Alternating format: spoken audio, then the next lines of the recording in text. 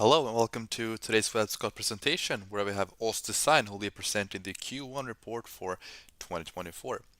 With us presenting, we have the CEO Morten Henneveld and CFO Anders Svensson. If you have any questions, feel free to use the form that is located to the right and we'll take that up during the Q&A section. And with that said, please go ahead with your presentation.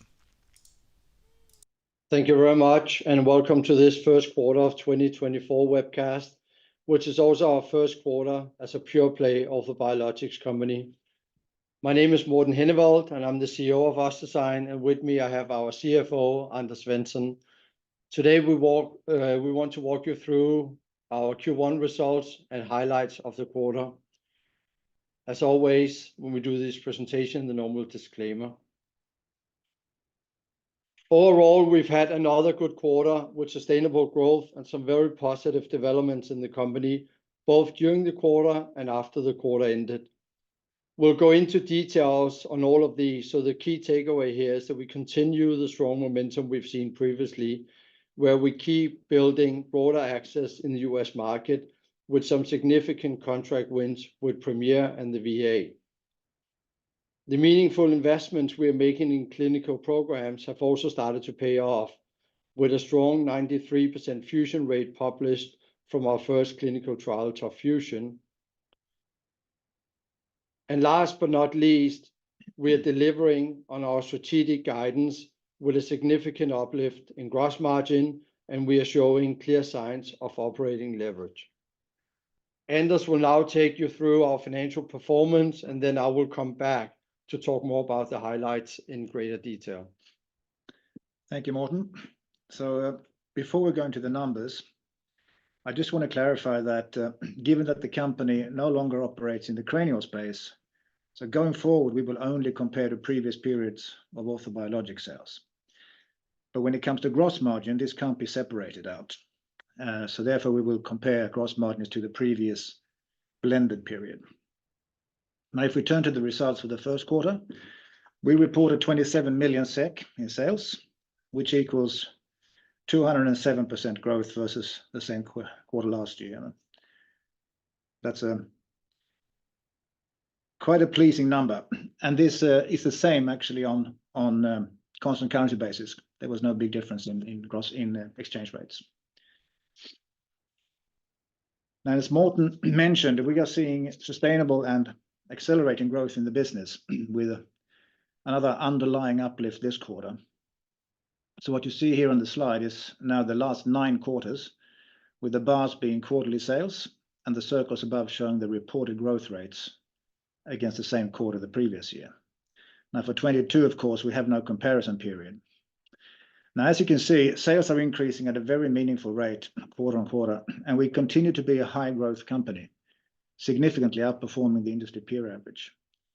But in terms of the quarter-on-quarter sales between Q4 and Q1, we really have to adjust for the large extraordinary orders that we saw in Q4, which we mentioned at the time, and we've also indicated that in the slide. Otherwise, you won't really have a reasonable comparison on the development in Q1. Now, as usual, I want to deep dive into how the US continues the exponential growth trajectory. And perhaps we've done this for many quarters now, but perhaps it's especially relevant now that we only sell in the US. Now, what you see in this bar chart is the last 12 months sales in each bar. And we've seen this trend for many quarters now, starting in Q2 of 22. And we see good underlying acceleration in the first quarter again.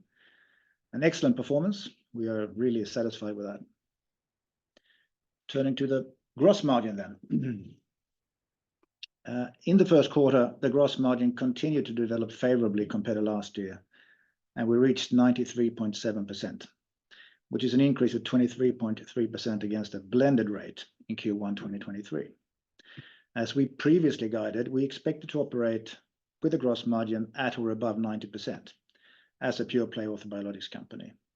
So it's very pleasing to see that we're actually delivering on that. So just one thing I just want to remind everyone is that given the nature of this business that we're in with the manufacturing of biologics products, They undergo significant testing and so on. We will inevitably have some products that occasionally don't pass these tests. And combined with the fact that we're still in the early stages of commercialization with relatively low volumes, it means that the gross margin may be subject to some percentage point fluctuations between quarters going forward. Looking at the operating leverage then, if we go to the income statement, which I don't plan to go through in detail, just want to call out how we now, as a pure play orthobiologics company, can see clear signs of improved operating leverage in the business, with a significant improvement in the net result year on year. Just to set the right expectations, though, I also want to remind everyone that the company is currently in full motion to transition more functions to the US. And consequently, the start of year operating expenses were somewhat lower than the expected level going forward. Now, once the transition is completed, which we believe will be during Q2, we expect to see a somewhat higher operating expense level, which will then also naturally impact the operating leverage development. Nevertheless, we are extremely pleased that, as we also mentioned during our strategy announcement last year, we already see operating leverage in the very first quarter as an orthobiologics company. I will now hand you back to Morten to talk about the other significant developments. Thank you, Anders. I know we've covered this before, but I want to spend some time recapping the strong clinical outcome we reported from Top Fusion at the end of January, which were published in the peer-reviewed journal Biomedical Journal of Scientific and Technical Research. Top Fusion included 17 patients to evaluate the safety and efficacy of OssDsign Catalyst in patients undergoing spinal TLIF surgery. Of the 17 patients recruited, 3 were withdrawn for reasons unrelated to Catalyst, and all of the remaining 14 patients completed the follow-up 12 months after surgery. The post-operative follow-up took place at 6 weeks, 3 months, 6 months, and 12 months, and we had CT scans taken at 3, 6, and 12 months post-operatively to assess the presence of fusions. Quite importantly, because there is unfortunately a lot of bias in many or many clinical publications, the CTs were independently radiologically reviewed by medical metrics. So we've tried to take out the bias in the assessment of the fusion rate, which means that you can read them with a higher level of credibility. There are 4 important clinical points I want to draw your attention to. 1, we reported a 93% fusion after 12 months. And albeit this is not statistically significant, it is above the average in the industry, which, as you know, is typically around 75 or maybe up to 80%. Perhaps even more importantly, we saw a very fast progression to fusion, which you see on the right side in the red box. All patients were either fully fused or had progression to fusion after only 3 months. And this confirms the high potency we see in the technology, which we also saw in the preclinical data, and it's a strong confirmation of everything we've seen on the product so far. And as you know, speed of bone formation is directly correlated to a reduction in complications such as implant loosening, infection, or other adverse incidents. The third data point is looking at all the scores that were used to quantify pain and function, which showed an improvement in quality of life over time at all post-operative follow-up evaluations. And finally, no device-related adverse events were reported during the study. This is again a confirmation of what we previously reported in our first post-market safety report. The authors were therefore very clear in their conclusion, and I quote, "This prospective series indicated OssDsign Catalyst bone graft substitute demonstrates consistent and rapid bone healing and remodeling with correspondent improved patient outcomes," end of quote. So therefore, the publication of these outstanding clinical results coming from Top Fusion is a crucial step in our process to establish OssDsign Catalyst as a clinically proven synthetic bone graft, and we're very pleased with these first results. Now, moving on to some of the more recent news that came after the quarter ended. Just in case anyone don't know what Premier is, then I can tell you it's one of the absolute giant GPOs in the US, covering approximately 4,300 hospitals and health systems, and 300,000 other type of providers and organizations.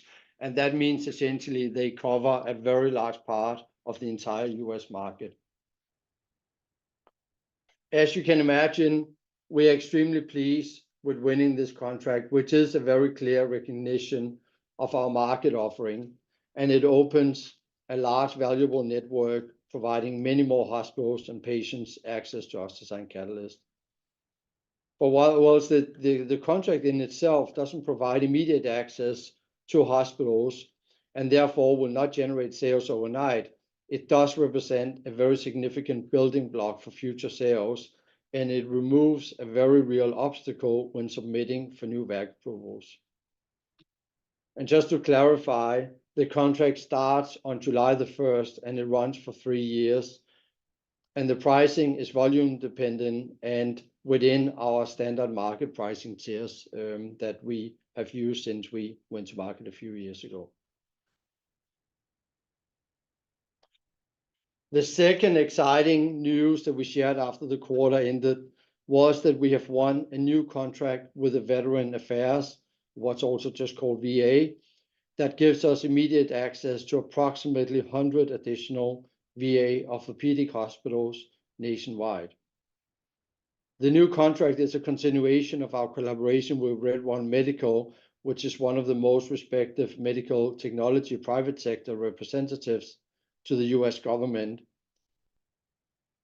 The distribution and pricing agreement, which is also called the Detta contract that we entered in 2021, has gradually been expanded last year with the ECAT, which provided access to all active military sites, and now to all veteran orthopedic hospitals nationwide. So this essentially means that with this new contract, we are now in a position where we have complete and full access to everywhere under in the military system in the US. From the beginning of our entry into orthobiologics, we've been highly focused on building access to hospitals throughout the US, including active military and veteran hospitals. And this contract therefore signifies another important step in improving this, as well as a deepening access of our military presence. And lastly, besides the obvious sales opportunity that this will bring us, it will also be accretive to profitability, as military pricing, as you know, is well above the average selling price in the US market.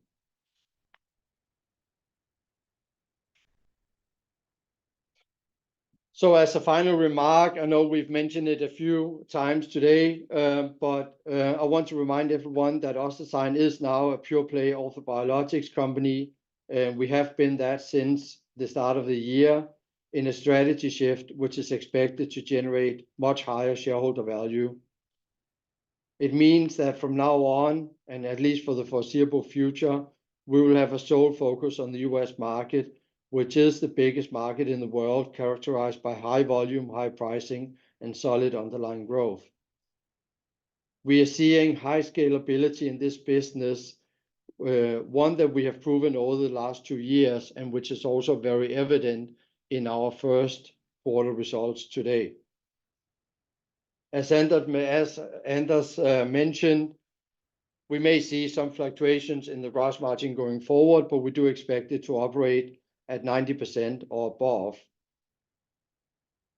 And even though we are now reallocating much of the cranial savings into biologics to accelerate growth in both the short and the medium term, as this business grows, we will naturally start to see a positive effect on cash flow over time. So with those words, I want to thank everyone for listening to the presentation, and I'll hand back to the operator for questions. Thank you very much for that presentation. And like you said, now it's time for the Q&A section here. We'll start with the first one. In how many hospitals is OssDsign established today, and how should one think about the new contracts that has been signed? Yeah, after Q4 in the beginning of April, we shared that we were approved in approximately 90 hospitals. So I don't think we'll update that statement. Of course, we keep adding hospitals on a weekly or monthly basis. When you think about the two new contracts, you have to think about them in two different ways. So if we start with the last one, which is the VA contract, that is immediate access. It is a system we are in. We actually did our first case under that contract on Friday last week. So it is still exactly the same dynamics as before. You still have to find a doctor and persuade a doctor that Catalyst is a better product for use for his or her patients. And you still need to find a distributor to get into those hospitals. So nothing changes on the dynamic, but it is a more immediate access. When you win a GPO contract, that in itself doesn't bring you access. You still have to also go through the same dynamics with finding a doctor to champion your product and go through the normal VAC approval processes in each hospitals. But it does happen that a hospital is part of a premier or different GPO and insist on only buying under that contract. And we have had cases where we are all the way through VAC approval, and then the question is raised, by the way, are you on the premier contract? And we had to say no, in which case they couldn't do business with us. So the way to think about GPOs is that these are potential obstacles for growth, that if you don't get on them over time, then you will be carved out from a certain portion of the market. And then I think, quite importantly, because that is generally a worry for many medtech companies as they're dealing with GPOs, because of their bargaining power, that they have to give up on price and therefore essentially cannibalize on their existing sales. As we also disclosed when we send out the press release on the contract, that contract is signed on absolutely standard market pricing terms, which means that we do not expect any kind of adverse impact at all on pricing. So we see it as being accretive to the company going forward. And sales commission at 45% of sales feels exceptionally high. Will it remain at that level going forward? I think the sales commissions we see in Q1 is probably a level that we should expect to see in the next few quarters as well. It's a combination of distributor commissions and internal sales commissions, but I think the general level is probably where we will be at. And can you elaborate on the strategies that led to the continued strong growth in the US business over the past 8 quarters? Yeah, well, I think it's pretty simple. It's some good thinking and blood, sweat, and tears and hard work. To be honest, you know, we went to market having lots of experience in this field, having strong relationship with doctors, knowing dynamics, knowing competitor products, already having a strong network of potential distributors, which, as you know, is not the easiest network to build. And that is essentially what we've worked on since we went to market, very targeting a select number of surgeons, and that list keeps getting expanded. And then, of course, over time, you start to, once you have more users, then you can do two things. You start to have a stronger user base that you can leverage, because at the end of the day, a surgeon is by far the best ambassador for your product, also to his or her peers.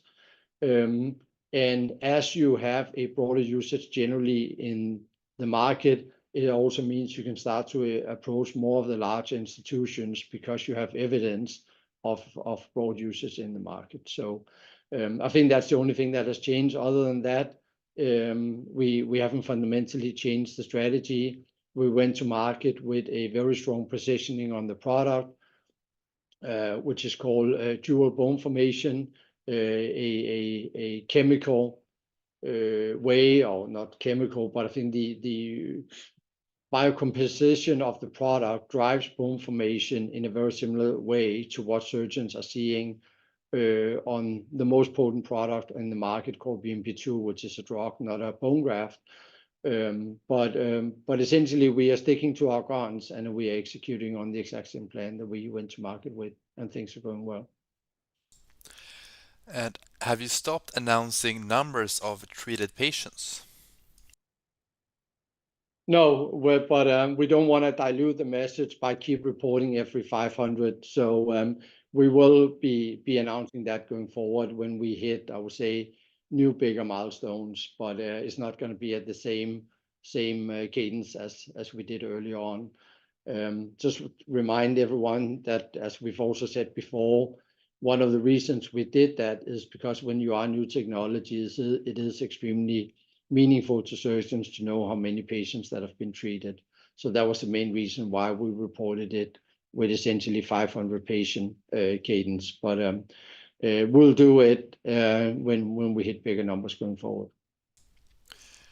Understood. And what are the potential implications of the long-term agreement with Premier and the expansion of military access for OssDsign's future revenue and market penetration?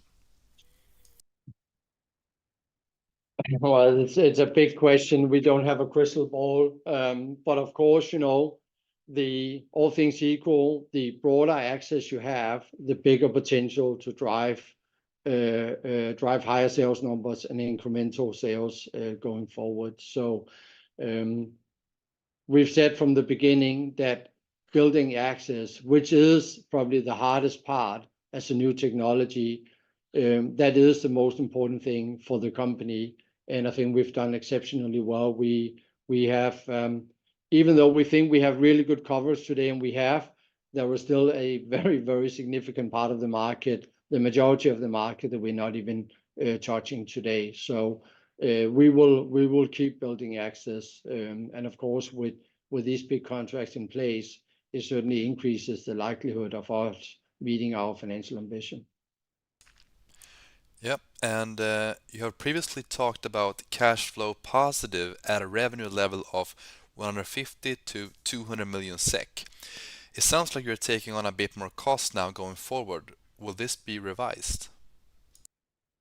I don't think we are saying that we are taking on more cost. What we're saying is that we are reinvesting the savings from the cranial, which means that we'll be operating at, give or take, a same OpEx level as we were in 23. I think when you think of that in that context, then you should probably think more about the 200 than the 150. But essentially, we'll stick to the statement that we gave earlier. What initiatives has been implemented to achieve such a high gross margin, especially compared to the previous year?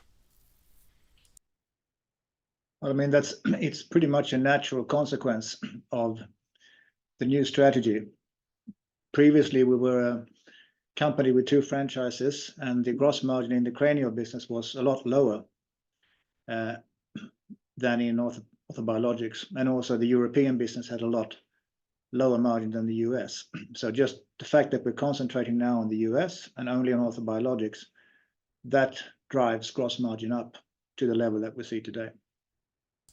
And if I can just add to that, then we did also establish OssDsign Catalyst in the absolute premium segment of synthetic bone graft, which means that we've also gone head to head with some of the most prominent other synthetic bone graft in the market from a pricing perspective.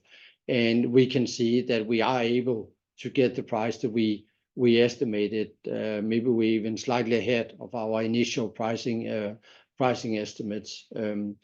So I think the combination of what Anders said and the fact that we are able to maintain a high price level on the product, that is what's causing the strong gross margin. Can you provide more details on the factors influencing the cash flow from current operations, especially the impact of year-end bonuses and non-recurring accruals? Sure. As we mentioned in the report that we had a very good and improved underlying cash flow, even if that's not visible in the reported figures. And as you can see, the change in current liabilities was huge compared to last year. So at the end of the year, we had larger ordinary accruals than the year before. We certainly had larger bonus accruals. And then we had a whopping 12 million in accruals for the non-recurring costs that hadn't been paid in 23. A big part of that has run out and been paid in Q1, which is why you see 17.5 million in change in current liabilities instead of 5 from the previous year. So that's obviously a one-off thing. It's not going to happen again. And we'll see that stabilizing in next quarter. Okay, and we'll take one final question here.